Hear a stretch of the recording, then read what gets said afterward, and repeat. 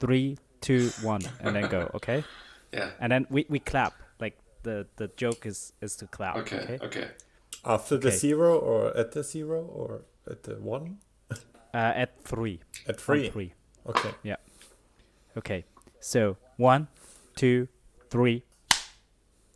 What? Nobody did it, right? Come, let's start. Why am I the only one? Okay.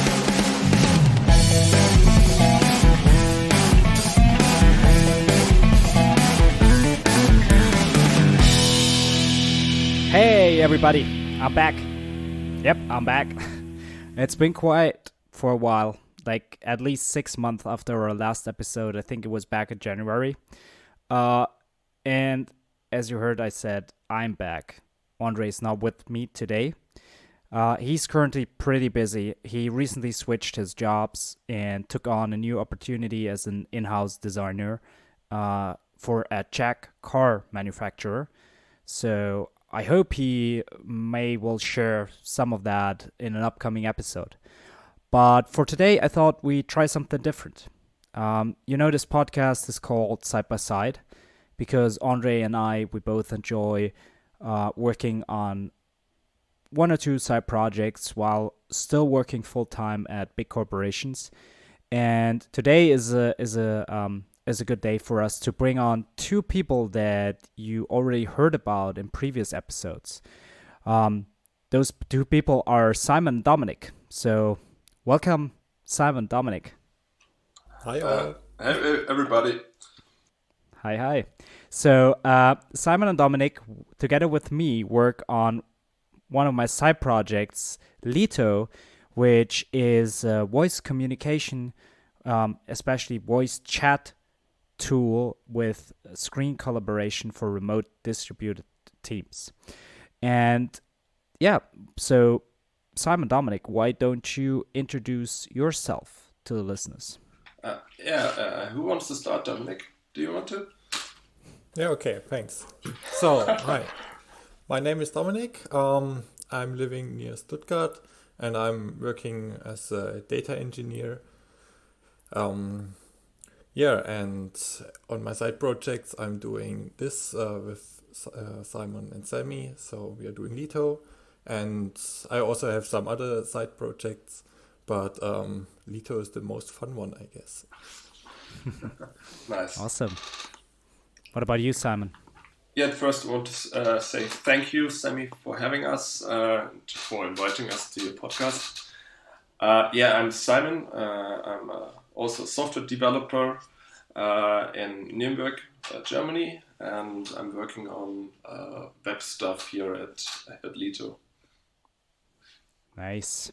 Cool.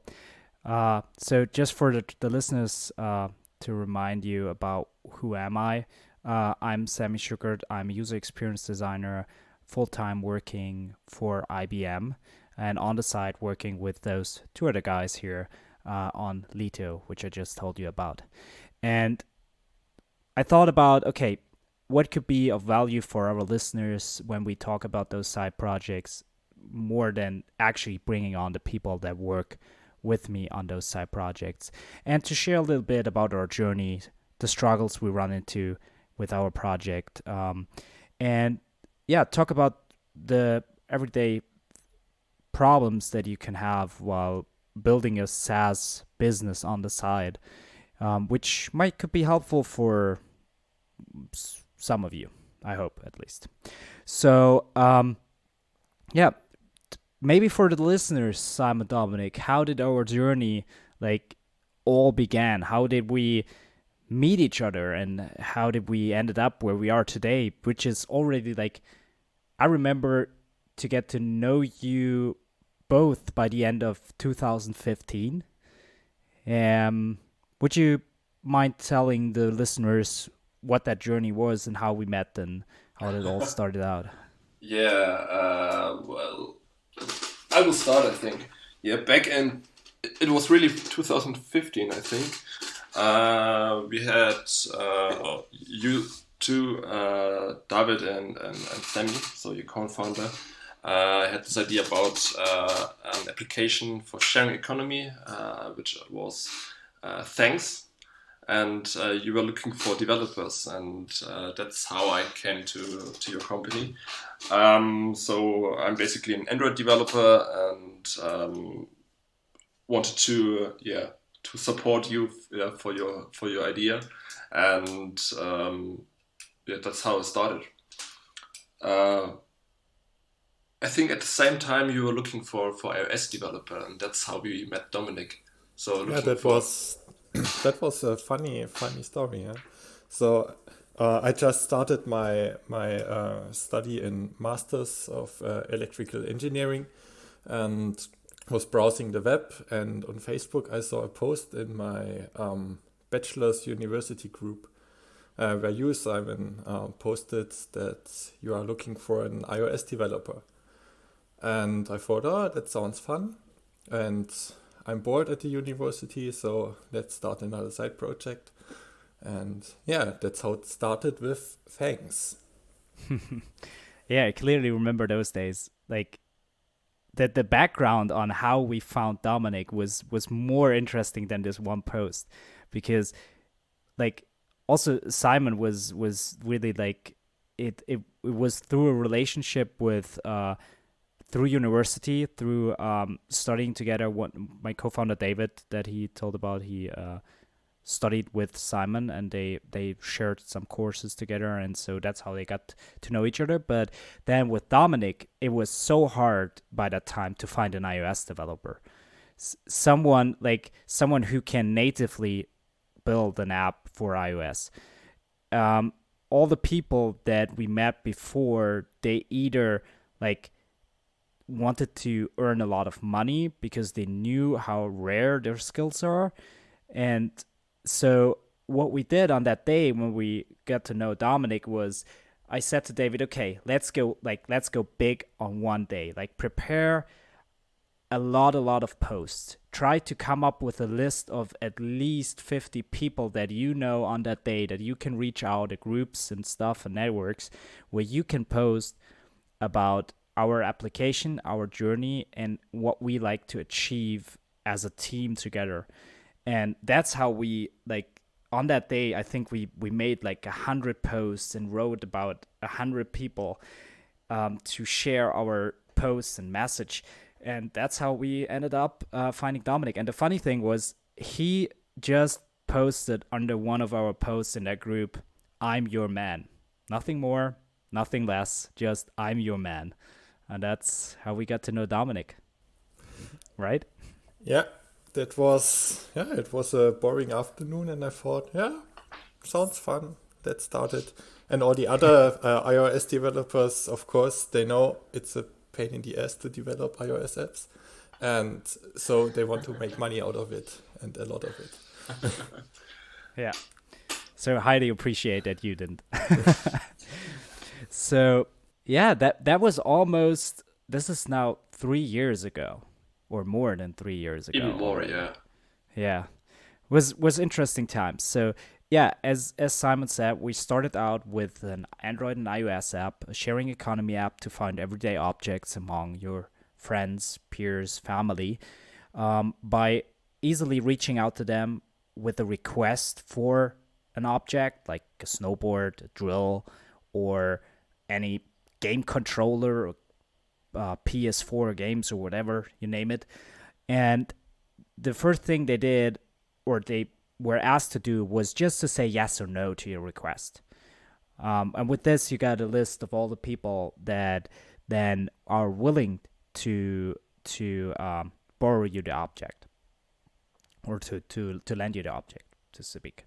And what you then had is you could communicate through the app with the people that said yes to your request, and then have a landing list that keeps track of the stuff you've shared and the dates when you need to give it back, which is a huge pain in the arse.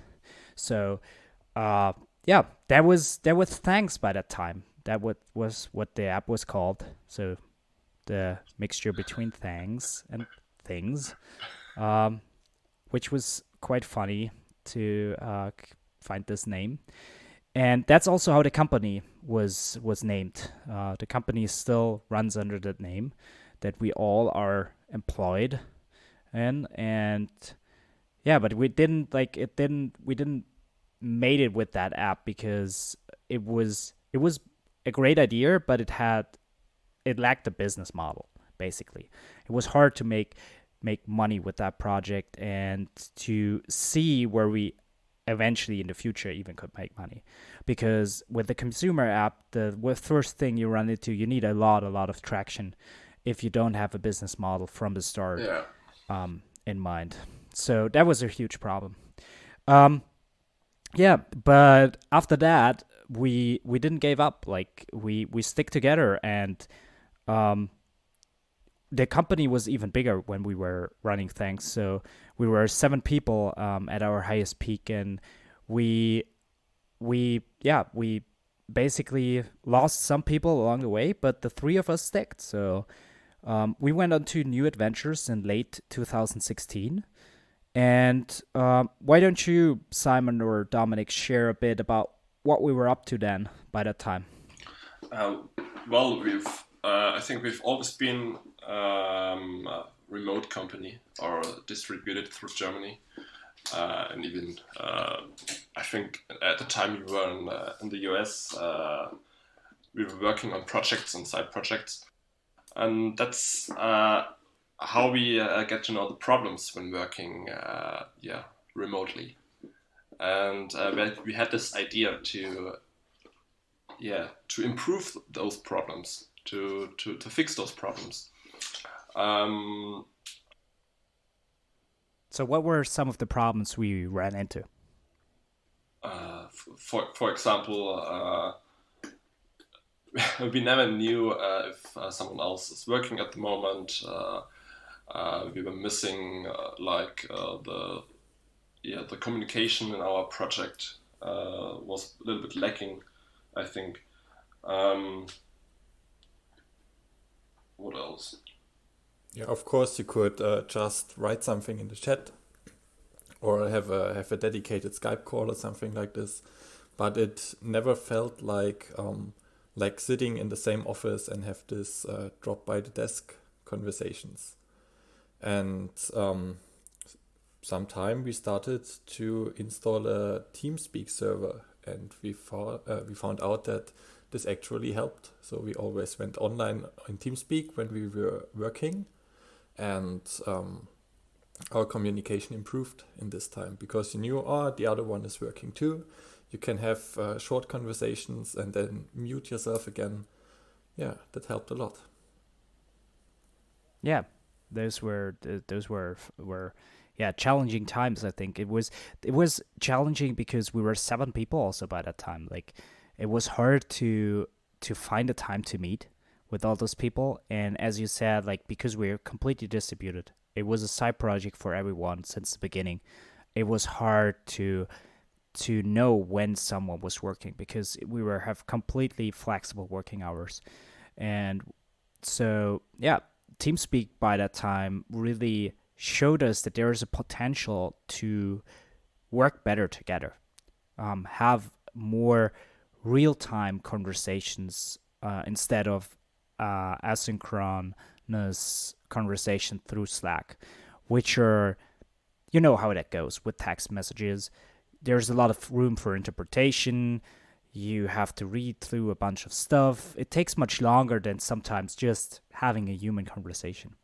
Yeah, and that's how we then ended up finding like this opportunity to develop Lito, and we said, let's take on it. Like, let's develop our own system that's tailored towards distributed and remote teams. That is, that is like, how do you say it? Like that has additional features that we were missing by that time. So, for example, with TeamSpeak, it is made for gamers, so it's really heavily focused on having every feature tailored towards you being immersed in the game. And we took the best of it. We took the channel concept to have multiple channels where you can switch in between. We took the push to talk feature, and this always on in the background running call, but we added features that are necessary for good remote and distributed collaboration, which is, for example, screen sharing, where you need to share some document or some code on your screen with other people in your channel. So yeah, that's how the initial idea with Lito all started. And I think it was in December 2016 when we first wrote about or spoke about Lito in a meeting. Is that correct? I'm not really sure, but it's been a long time since then, I think. Yeah, something, yeah, like in December or January 2017, I think. Yeah, but Since then, sorry. yeah, But we go forgot ahead. to speak about our pit stop with another project before Lito. Oh yeah. There was another Yeah, one. sure. Tell us all about it. I know what you mean, what you like to speak about. Yeah, it was a drop sale. It was a platform for digital content producers, mainly aimed at musicians, to have an easy way to sell their own music. So because Apple Music and something like this was hard to register and the taxes were hard, so we wanted to make an easy way to sell sell your music projects. And yeah, we already brought it to life, and it worked pretty good, I think. Yeah. But then we ran into some problems with some legal regulations in Germany, which cost us also by that time because we all were pretty busy with our master studies to put that project on pause. And I don't know why we have never picked it up again. Probably you can't tell too. Not really. We might should in the future pick it up again, but yeah. As Dominik said, it went fairly well. It was kind of like Gumroad, but a little bit more straightforward than Gumroad, because you uploaded your MP3 file via drag and drop on a website. You name the price, you put in your email address, and you were already ready to make your first sale with having a URL that you can share on social media that brings the people to a microshop where they can purchase this one MP3 file with paying by credit card or PayPal. So that was the whole concept there. Yeah, I really like that project. Maybe that leads us to a topic that might be interesting for the audience, like how to come up with those ideas. How did we manage to make this transition from having this one idea that we all shared and then having these multiple ideas that we're now chasing? And I can tell you there were more ideas in between. You know that, Sam and Dominik. What do you remember? What the filters were that we set out for ourselves to find the great ideas in all the ideas that we produced by that time? I think the main focus for us was to find a topic which clearly solves a problem which we are facing by ourselves, like the remote working thingy. So that's one of the main things which should be part of our projects. But I know I put you on the spot here. Yeah, that's difficult. If you don't have more of these still in mind, I can share some. Dominik, do you have still some of those in mind? Of the ideas? Not the ideas, but the criteria on which we filtered our ideas. But because I think it's the filters that we apply to our ideas that made us choose one over the other. Yeah, by that time? we had several of them. So one of them, of course, was that we all could identify ourselves with this kind of problem, and Mm-hmm. then we made sure we always have a target group. So in all our ideas, we wrote down these kind of peoples would benefit from it, and of course, how much effort do we have to put in it? So do we have to develop something from the start, or yeah, how is the complexity? And the higher the complexity, the higher the stakes, and yeah, we then the profit or the gain must be equally high, so we can pursue it. Nice. You summarized that up really good. I think like yeah, there's yeah. If I think back, there's maybe just one thing I would add. We said okay from the beginning, what our big learning was from thanks, besides all those other things that you mentioned just now, was that we need a business model from the start, and that we need to think about that from the beginning. Because at the end, software development, what we sometimes forget with all these hyped startups that are growing with a lot of venture capital in the bank accounts, is that software development is a business that needs to be profitable at some point. Um, and yeah, so we had those. Let me summarize those up. Like we needed to solve a problem where we can identify with, where we have enough intel that it is a problem. We needed to have a target group, a target market in mind, which we knew how to reach this target market. And then we knew, okay, the first thing to validate if our assumption that this is a problem, that this is the customers that have these problems, and that this is the thing that could solve it, we could fairly easily build something to validate this idea. I think we might have broke that rule a bit with Lito because it took us a bit longer to get to an MVP, but I think at the end it's worth it. It was worth it. With Drop Sale, which was the application we did in between, the music distribution platform that's kind of like Gumroad, um, we we went through a process where we really quickly, within 4 weeks, could build an MVP. And then the fifth thing was that we needed to basically have a business model from the start. So for Drop Sale, it was from the beginning clear that we took a margin from every sale. With Lito, it was from the beginning now clear that it's a SaaS business where people will need a subscription if they want to use it to a certain extent. So always from the start, clear business model involved, clear target markets, and easy, fairly quickly validating of our assumptions. As I said, with Lito, we might have stretched that rule of building something fast a bit because it was technically a challenge to build that. But would you summarize that up like I did just now? Totally, yeah, that's fine.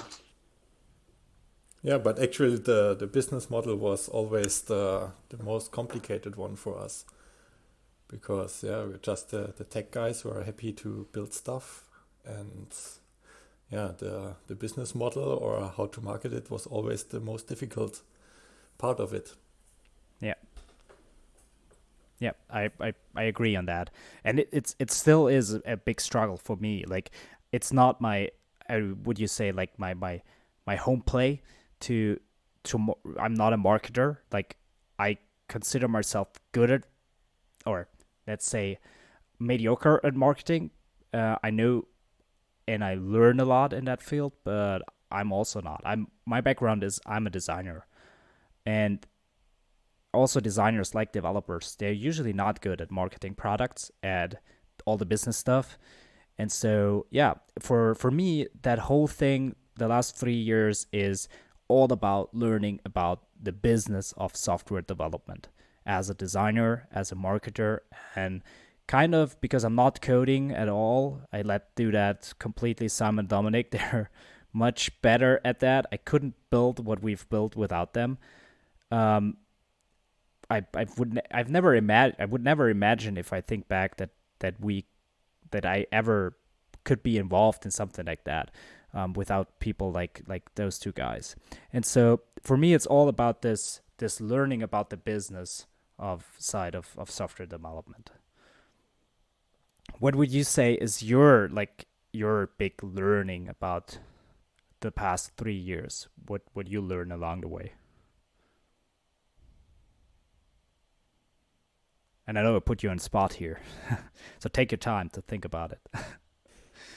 Yeah, so what I learned, of course, that it's always fun to build stuff, to set up servers, to code and test something, but you always have to keep in mind the main target. So if you're building a startup or a company, you want to get something out of it. So you want to reach a goal, and you have to keep that in mind and not just focus on the tech stuff. You always have to keep in mind that there's a bigger picture. Yeah, and that's sometimes pretty hard. Great. Yeah, for me, it was clearly focusing on MVPs, on focusing to deliver small packages, to keep up the speed of deploying stuff, releasing stuff, and yeah, that's what you always try to do, but you it's always likely that you forget it, that you should not get slower and slower, but you should keep up with the speed. Yeah, that's not how it went all the time with Lito. So of course we had our slow times, our downsides, I think, but yeah, all in all, I think it was quite well. And another thing is that I learned from the previous 3 or 4 years is that it's not always one idea which can succeed. Like we tried multiple things last 4 years. We had different ideas. We had, I think, very good ideas. And we tried them out, built small products there, released them regularly. And I think now, because we're sticking to Lito, I think that's something which came from the previous projects as well. So I think this current project is clearly a result, or like a successor of the previous projects. We learned a lot. Yeah, definitely. I can see that, that we with every project we take on, we learn so much from the previous one that the next one is more likely to succeed. That's my Yeah, my totally. my how do you say, my conclusion from that. Um, yeah, totally. I think we may end it here for today. Um, do you think we could share some more in-depth things that we're currently working on that we are struggling with in the next episode? Yeah, building an Electron app is a technical challenge, I must say. I thought it would be much easier, but you find some guides here, some guides there. They are all outdated, and it's harder than you think to get it running than I first imagine. Yeah, so that's what we are working on right now, and we hope we finish it in the next few weeks and can release it. Awesome. Yeah, that sounds like a great topic we can talk about on the next episode to share what the struggles are of building when you have a web app already, what the struggles are of building a desktop app, what things to watch out, and what challenges you run into. Yeah, really like that. I can also share some things on the next episode about how we approached cold outreach, and how that went, and what we learned along the way. So yeah, stay tuned for some more insights. I really liked and I really enjoyed and appreciated our chat today. I think this is something we should do more often. Um, bring you on to this show and just have a casual chat about what's going on with Lito. As I think this will be of value for our audience to hear all about how it is to build a web application, a SaaS business in 2019 on the side while working full time as a remote team, to say. Do you agree? Totally.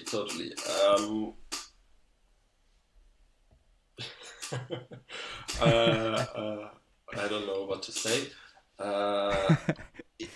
Thank you for inviting us, Sammy. Clearly, it was the first time, but hopefully not the last time. Yeah, I will be happy to share. And I think Dominik too, to share our insights from building software as a service, as a side project. Yeah, of course. So hear you again soon. Awesome. So if people would like to follow you on social media or somewhere, where can they find you? Alter, jetzt muss ich meinen Twitter-Handle nachschauen. We will leave that in. Yeah. You know that. For people to learn a little bit of German. Yeah, of course. So you can find me on Twitter, Simon Walter, SIMONWALTR_me, ME. And where's the best place to follow you or reach you, Dominik? Yeah, I'm not that social media guy. You can try to find me, but I'm not at Twitter or something like this. Just let's keep it that way. Okay, yeah, that's not something to blame today. Like that's becoming the new norm. Like you're clearly a role model here. So many people get off social media these days, delete their Facebook or even Twitter accounts and stuff like that. So you're not alone in this. I would say it's pretty normal nowadays. Yeah. So if you like to follow me, you find me on every social media platform with the handle SammySchuckert. That's my first name and my last name, Sammy Schuckert. Feel free to shoot me a message. So, yeah, hope you liked it. You will hear more about Lito in the upcoming episodes, and we highly appreciate if you tell your friends, your family, your best buds, your coworkers about this podcast, because that's how people discover podcasts. No one usually goes onto iTunes and just says, oh, let me see what podcasts are out there. So yeah, tell your friends, family, best buds, coworkers, whoever that you like this show and that they should listen to it if they like to learn more about how it is to build a SaaS or a web application as a side business. We will share more of that valuable content in the future. And also appreciate if you have a little bit of time to leave us a review on any of your favorite podcast players or on iTunes. That also helps us a lot. So really appreciate that if you could find the time to do that. So, okay, with that, let's end this episode. Was a great one. Thanks for chatting with me, Simon, Dominik. Thanks for having us. Yeah, thanks. Hear you. Awesome. Bye, everybody. Bye. Bye.